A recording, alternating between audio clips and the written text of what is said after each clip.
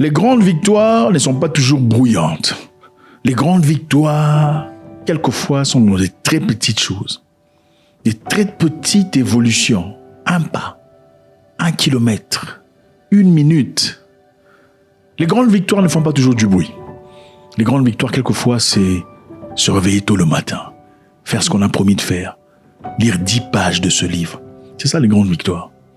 Je finirai le livre, tu ne liras jamais le livre.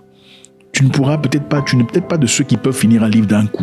Mais les grandes victoires sont 10 pages, 12 pages, 3 pages. C'est ça les grandes victoires, l'accumulation. Burkina Faso. Le président Ibrahim Traoré a inauguré officiellement la société Nouvelle Brasserie du Faso, la Brafaso. Félicitations. Félicitations, félicitations, ça marque une étape majeure pour l'industrialisation du pays. C'est très important, je pense qu'on va en tirer quelques leçons très importantes ici. Les grandes victoires ne sont pas dans des grandes choses. Les grandes victoires, c'est un pas après un autre, ensuite un autre. Petit à petit, une brique après l'autre, en fin de compte, forme cet immeuble qu'on voit aujourd'hui. Et pourquoi cette brasserie et pourquoi c'est important? Quand on dit brasserie, les gens immédiatement pensent à la bière, n'est-ce pas? Mais une brasserie, c'est pas toujours la bière. Il y a les boissons non alcoolisées, il y a aussi beaucoup d'autres choses. Je pense qu'il est important d'essayer de comprendre la probabilité intérieure. La Brafaso va créer des emplois. Donc, on parle de 200 emplois directs, c'est-à-dire permanents, et 100 emplois non permanents. 200 emplois permanents et 100 emplois temporaires. Et en plus de ça, c'est vrai qu'on pense que 200 et 100, c'est pas grand-chose. En plus de 200 emplois permanents et 100 emplois temporaires, il y aura 20 000 emplois par proxy. 20 000 emplois indirects dans la chaîne de valeur. On parle ici d'agriculture, de distribution et de transport. C'est-à-dire, à travers cette entreprise, les gens dans l'agriculture, dans le transport, dans la distribution pourront se faire de l'argent, se faire une vie. Alors pourquoi c'est avantageux? C'est avantageux parce que ça ne vient pas d'ailleurs. C'est-à-dire, on va produire cette boisson sur place au Burkina Faso. En réduisant l'importation, on va prioriser l'utilisation des matières premières locales. On parle ici de blé, de maïs, de sorgho, de riz. Donc, ce sont les éléments essentiels pour faire ces boissons. Mais on ne va pas importer au Burkina Faso des boissons déjà faites, on va en faire sur place. En faisant cela, on sera d'injecter de l'argent dans l'industrie de blé, de sorgho, de maïs et autre chose. Et quand on fait cela, évidemment, ça propulse l'économie et tout le monde se retrouve. C'est une relance en effet parce que l'entreprise était fermée en 2008. Donc ça fera 14 ans d'obscurité. Après 14 ans, M. Ibrahim Traoré décide de relancer l'entreprise. L'usine est bien conçue pour la fabrication de bières et de boissons avec une forte volonté de valoriser les produits agricoles locaux. Donc ce n'est pas seulement question de boire, c'est question de boire quoi? Venant d'où? Et qui gagne dans cette chaîne? La population en général. Avant Brafaso, vous posez la question de savoir comment ils faisaient les Burkinabés pour avoir à boire. Il y avait plusieurs moyens à travers lesquels ils pouvaient avoir à boire. 3 façons principales. La première, il s'agissait de Brakina. Brakina était en train de dominer le Burkina Faso. Écoutez bien, Brakina dominait le Burkina Faso. Brakina pour Brasserie du Burkina. Brakina était la principale brasserie du pays, filiale du groupe Castel. Ah, ok. Ouais. Brakina, bien qu'elle était dominante, est une filiale du groupe Castel. Castel, évidemment, qui appartient à qui? Aux Français. Le groupe Castel est une entreprise familiale française, toujours détenue par la famille Castel, fondée par Pierre Castel. C'est un empire discret mais très puissant, particulièrement influent en Afrique dans les secteurs de boissons. Castel se trouve partout.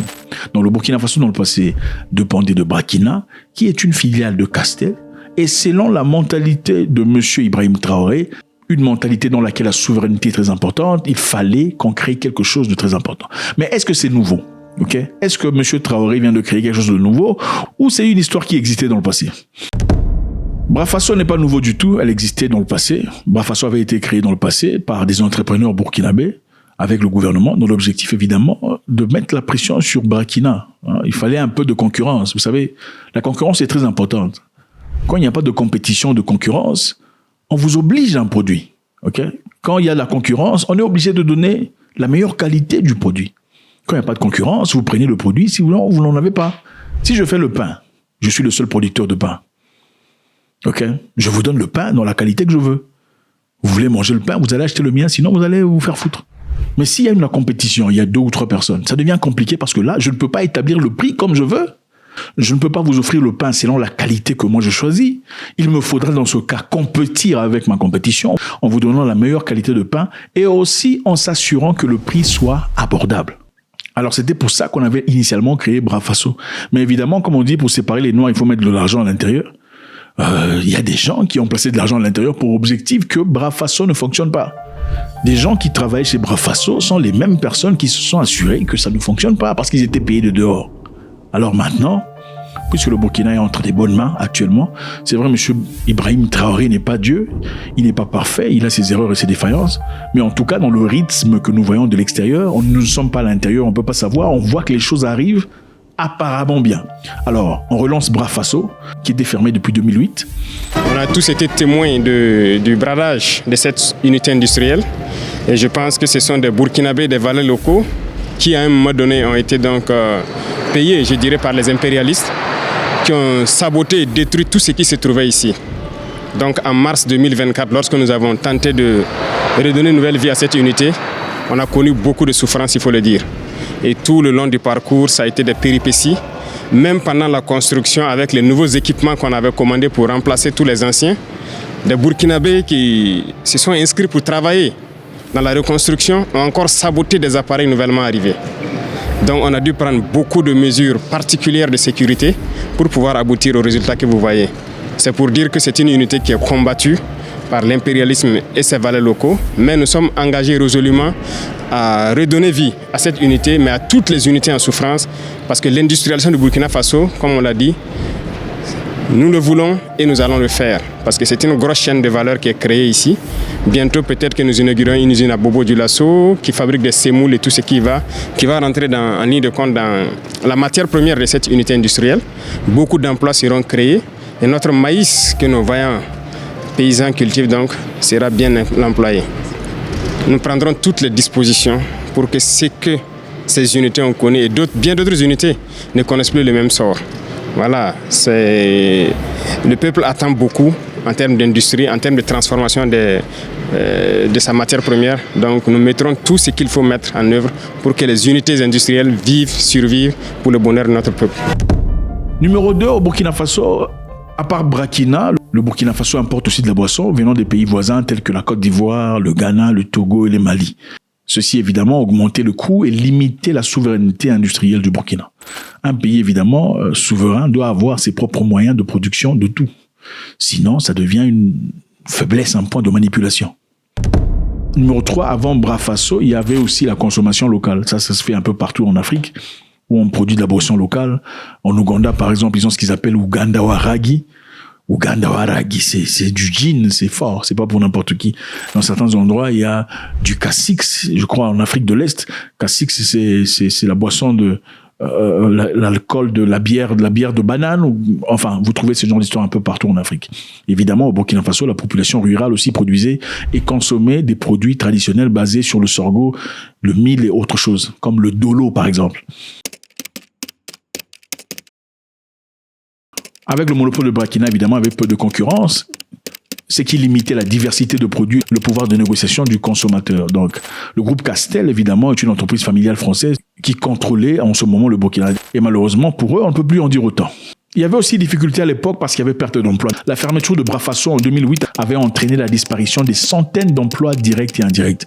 Donc beaucoup de personnes se sont retrouvées au chômage parce que Brafasso a fermé. Et pourquoi Brafasso a fermé? En tout cas, l'une des raisons, c'était parce qu'il y avait des gens de l'intérieur qui s'assuraient que ça ne fonctionne pas. En effet, la brasserie du Faso, l'ancêtre de Brafasso, avait été créée dans les années 90, évidemment, avec la participation de l'État. Et à l'époque, l'objectif était de briser le monopole de Brakina, le groupe Castel, sur le marché de boissons au Burkina Faso. En tout cas, félicitations au président Ibrahim Traoré, parce que ce sont les gens qui gagnent, encore une fois, des emplois permanents 200 à hauteur, sans emploi temporaire, et aussi on parle de 2000 emplois par proximation. Donc il y aura des gens qui auront de la valeur à travers l'agriculture, la distribution, le transport. Donc tous ces agriculteurs de sorgho, de maïs, de blé, de riz, sont des gens qui se feront désormais un peu plus d'argent qu'ils en faisaient dans le passé. Parce que dans le passé, s'il fallait importer exclusivement de la bière, c'est-à-dire que cette entreprise d'agriculture n'avait pas de pouvoir ou de raison d'exister. Voilà ce que c'est, comme je le disais précédemment, il ne s'agit pas de faire des grandes choses, c'est des petites choses constamment. Il y a certains pays ici en Afrique On ouvre des toilettes, on construit des toilettes publiques. Il y a le gouverneur qui vient se présenter au président de la République. Sous le seuil du président de la République, on a les toilettes. C'est complètement incohérent. God bless.